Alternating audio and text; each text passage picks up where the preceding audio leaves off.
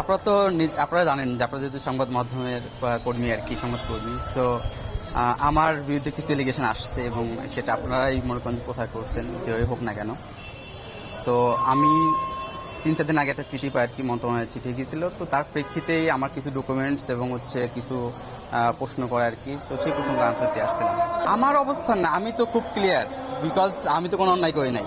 So অন্যায় যদি না করে থাকি তো আমার সব কিছু নিতে পারে আর কি। আমি তো চ্যালেঞ্জ করছি, আমি ফেসবুকে চ্যালেঞ্জ করছিলাম।